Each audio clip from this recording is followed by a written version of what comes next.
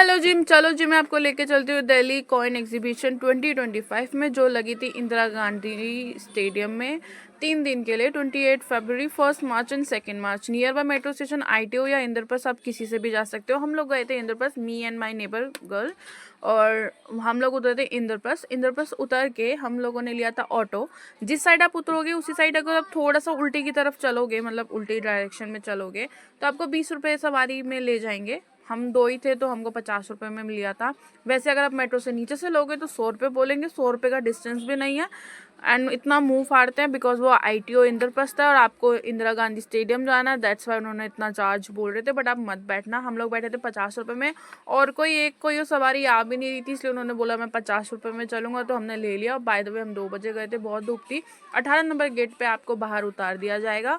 हम उतर गए, हमने पैसे दिए, रोड क्रॉस करके सामने ही था, और कुछ अंकल स्टेडियम के गेट के बाहर बैठे हुए थे ऐसे सिक्के बेचने के लिए। मैं आपको एक चीज़ बताऊंगी, इनको सिक्के मत बेचना, और ये बहुत कम रेट में लेंगे। अगर आपके पास कोई रेयर कॉइन है, तो जैसे सपोज करो कोई 800 का है, आपको 500 रुपये बताएंगे और शाम को अंदर जाके वही बेचेंगे। ये जो अंकल बाहर बैठे हैं इनको आप बिल्कुल मत बेचना। अगर आपको नॉलेज लेनी है कि आपका सिक्के कैसे है, मतलब आपके पास जो रेयर कॉइन है आप उनको दिखा दो, उसके अगर वो लोग बोलते हैं कि ये आपको 500 में बिकेगा, तो मतलब अंदर आपका 500 से ज़्यादा का ही जाएगा। और ये अंकल लोग क्या करते हैं, जैसे शाम को जैसे दिन खत्म होने वाला होता है उससे एक घंटे पहले अंदर चले जाते हैं, वो बेच के आ जाते हैं सेम प्राइस में। मतलब 800 का सिक्का है सपोज करो, तो 500 रुपये में बेच दिया तो अंकल के 300 रुपये हो गए। आप इनको अपने कॉइन्स दिखा सकते हो, बट आप इनको बेचना मत, क्योंकि ये अंदर जाके ही एक्स्ट्रा में बेच आते हैं। और ये थी एंट्री पॉइंट, यहाँ पे सब लोग थे। पहले मुझे लगा मैं ही अकेले तो नहीं आ गई हूँ, सो यहाँ पे बहुत लोग थे। पार्किंग भी अवेलेबल है, अगर आप अपने व्हीकल से आ रहे हो, 2 व्हीलर 4 व्हीलर,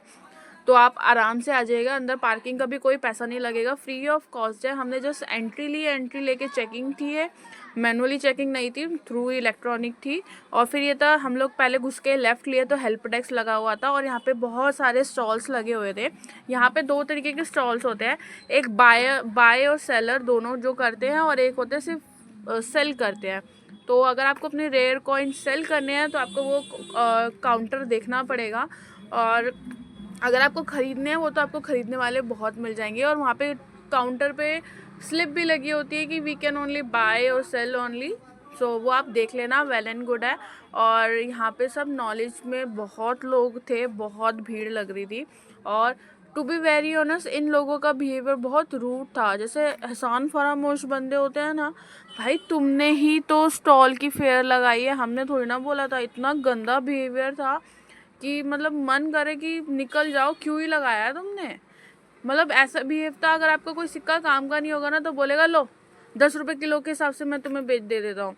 मतलब ऐसा भी बिहेवियर चल रहे थे। एंड वहाँ पे एक बुक मिलती है, ये जो अंकल जी पढ़ रहे हैं, अगर आपके पास ये बुक है और आप उस हिसाब से अपने कॉइन को रखते हो, तो आपको डेफिनेटली पैसे मिलेंगे। अगर आप वैसे अपनी तरफ से रेयर करके जा रहे हो, सपोज करो 5 रुपये का इंदिरा गांधी का बड़ा वाला सिक्का सबके पास था वहाँ पे, मुझे जेन्युइनली पता चला वो सिक्का सबके पास था, और उसकी मार्केट वैल्यू सिर्फ 5 रुपये थी, और बाहर जो अंकल लोग बेच रहे थे वो 2 रुपये दे रहे थे। तो अगर आप अंदर आके वो 5 रुपये के सिक्के आपके पास, चाहे वो 500 सिक्के क्यों ना हो, तो भी वो आपको लेंगे नहीं, वो आपको बोलेंगे नहीं है, नहीं लेना। ऐसा बिहेवियर था। कोई सिक्का जिसकी वैल्यू 1000 से ऊपर की होगी ना, वो आपको ढंग से बात करेगा, वरना ऑलमोस्ट ज़्यादा से ज़्यादा अंकलों का बिहेवियर बहुत ही रूड था। कुछ अंकल सही थे, वो मैं आपको बता दूंगी कौन से सही थे, बट आधे से ज़्यादा इतने रूड थे ना कि भाई तुमने फेयर रखी है, लोग तो आएंगे ना, ऐसा एहसान कर रहे थे जैसे हम लोगों को पता नहीं क्या ही कर दिया हो।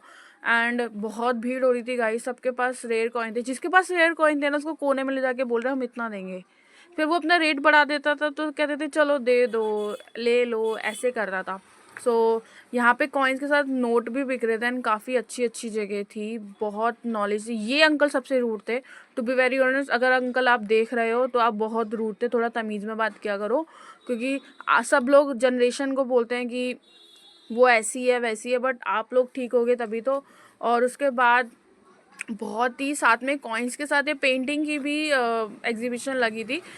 आई गेस पेंटिंग से ज़्यादा लोग सेल करने में लगे हुए थे, बट पेंटिंग्स बहुत अच्छी थी, बहुत अच्छी थी। मधुबनी टाइप कैनवास पे बनाई हुई थी। एंड जो पेंटिंग लवर है वो जा सकता है। बाय द वे मैं बता दूँ, 28 फरवरी, 1 मार्च 2 मार्च को लगी है। आप तभी जाना जब आपके पास रेयर कॉइन हो, फालतू में मत जाना, बहुत गर्मी है। इवन एसी भी नहीं चला रखा, ना पंखा चला हुआ, मर जाओगे गर्मी के मारे, ऐसा हो गया था।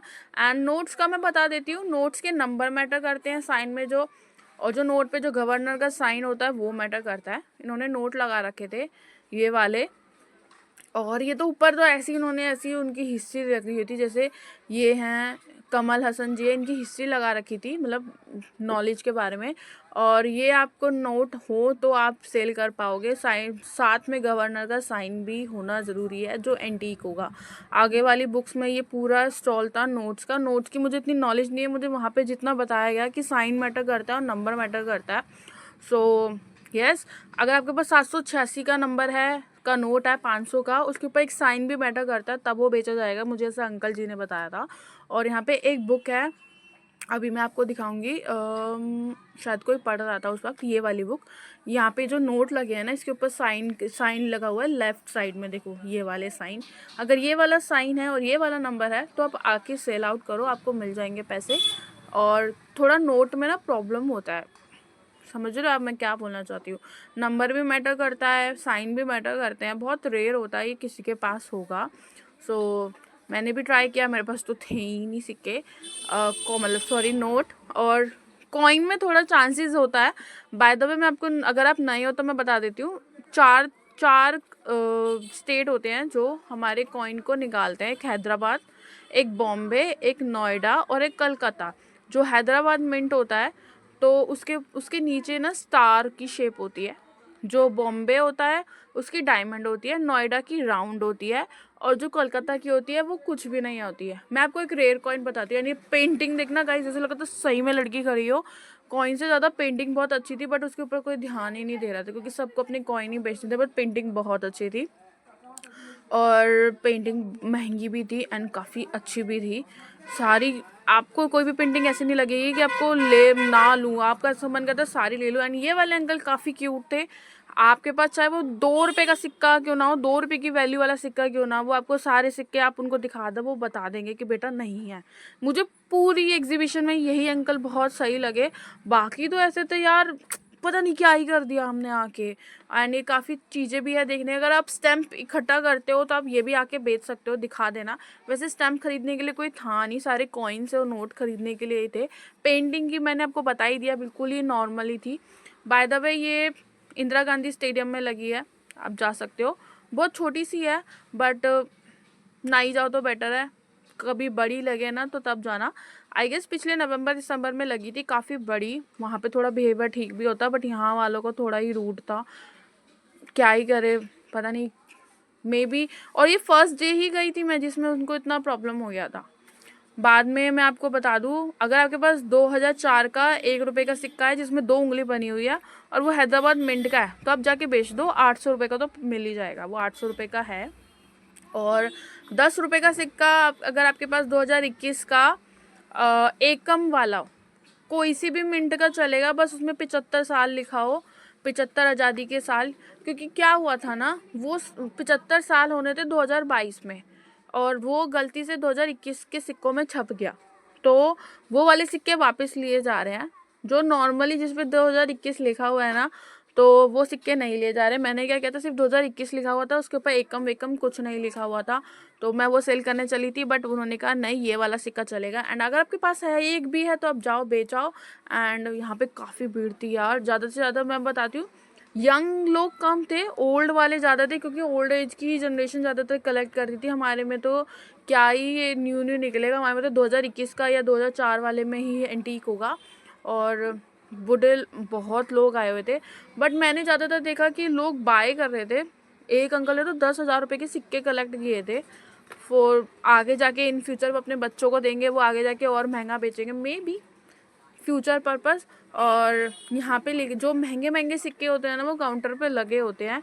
और अगर आपको कोई बुक लेनी है तो आप बुक भी ले सकते हो यहाँ ट्रेड फेयर पे, और ये थोड़ी इन्होंने देख रखे हैं बस गाइस। मुझे बिहेवियर अच्छा नहीं लगा यार, तुम एक तो फेयर लगा रहे हो और ऊपर से तुम ऐसे बिहेव कर रहे हो जैसे हम लूटने आए हैं। तुम लोगों को थोड़ा तमीज में भी रहना चाहिए, बिल्कुल बिहेवियर बिल्कुल सही नहीं था। एंड ये लगा है आपका इंदिरा गांधी इंडोर स्टेडियम में इंद्रप्रस्थ के पास। आप वाया अपने व्हीकल भी जा सकते हो या ITO से उतर सकते हो, इंद्रप्रस्थ मेट्रो उतर के भी आप जा सकते हो। सकते हो। और ये था दैट्स इट। नीचे कमेंट में आके मत बोलना 700 में क्या ही लेगी, बट अगर आप थोड़ा हाइप बना रखा था, बट हाइप वाली कोई चीजें थी नहीं। और बुक में जो लिखा उसके बाद हम लोगों ने थोड़ा एक्सप्लोर किया। वहाँ पे बिल्कुल फूड कैफेटेरिया भी था, अगर आपको कुछ खाना आप खा सकते हो, बट थोड़ा वो भी महंगा था। फिर हमने खाया नहीं, हमने मेट्रो पकड़ के घर आए, घर आके खाया। That's it. हम लोग बहुत थक गए थे, हमने बाहर पार्किंग में थोड़ी देर बैठे, पानी वानी पिया, and that's it the vlog guys. अगर आपको जाना है तो आप जा सकते हो, अगर आपके पास रेयर कॉइन है। एंड